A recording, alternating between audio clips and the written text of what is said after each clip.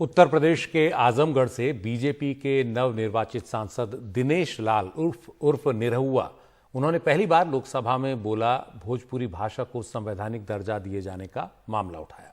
उन्होंने कहा कि अफसोस की बात है कि इसे अब तक संविधान की 8वीं अनुसूची में शामिल नहीं किया गया है। 18 बार इसको लेकर प्राइवेट मेंबर बिल आ चुका है। 16 देशों में यह भाषा बोली जाती है, लेकिन अभी तक इसे भाषा का दर्जा नहीं मिला है। दिल्ली से दूसरे सांसद मनोज तिवारी ने दिनेश लाल की इस मांग का समर्थन किया।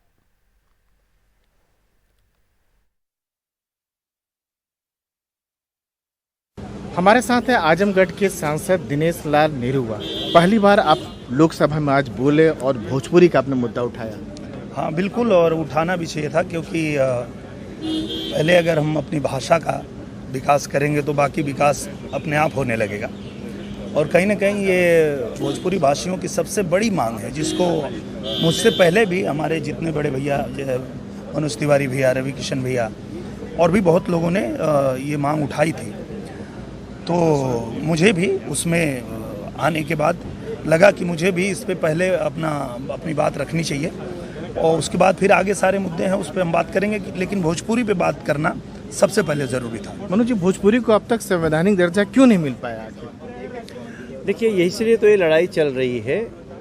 1967 में पहली बार संसद में भोजपुरी को संविधान की 8वीं अनुसूची में लाने के लिए बात की गई थी, और तब से ठीक ही कहा दिनेश ने कि लगातार समय समय पे कई लोगों ने इस बात को रखी है, लेकिन निदान नहीं हो पाया। एक बार तो कांग्रेस के गवर्नमेंट में जो गृह मंत्री थे इसमें चिदम्बरम जी तत्कालीन, उन्होंने भोजपुरी में बल्कि बोलते हुए भी ये कहा था कि हम रउआ सबके भावना समझता नहीं, जल्दी होई। इतना उन्होंने सीख के बोला था, धन्यवाद उनको। लेकिन उस कांग्रेस सरकार ने इतना गृह मंत्री जी कहने के बावजूद भोजपुरी को सम्मान नहीं मिला। अब हम लोग कोशिश कर रहे हैं और हमें पूरा विश्वास है कि मोदी जी हैं तो मुमकिन है। 8 साल हो गए मोदी जी के अगला, ओकरा बाद अब तक क्या ना हो सकल। अब हो जाई, कहें कि हमनी के सब लोग यही विषय पे बात करता नहीं जा, और हमनी के पर्सनली भी उनसे मिल के आग्रह कर चुकल बानी जा कि इसको किया जाए, क्योंकि ये हक है भोजपुरी का। और बाकी देशों में जब सम्मान मिल रहा है तो अपने देश में क्यों नहीं।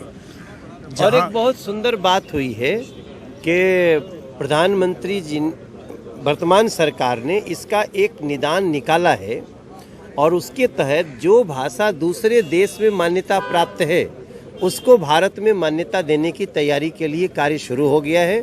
इसके अंतर्गत भोजपुरी, राजस्थानी और भोटी 3 भाषाएं आ रही हैं, और मैं समझता हूं जो आज दिनेश ने उठाया है, जिसको हम एसोसिएट कर रहे हैं, जिसको कई सांसदों ने उठाया, अब वो समय नज़दीक है जब भोजपुरी को ही खुशी मिली। एक अंतिम सवाल कि दोनों जन जरा गुनगुना के भोजपुरी भाषा के लोग खातिर का काम रहुआ?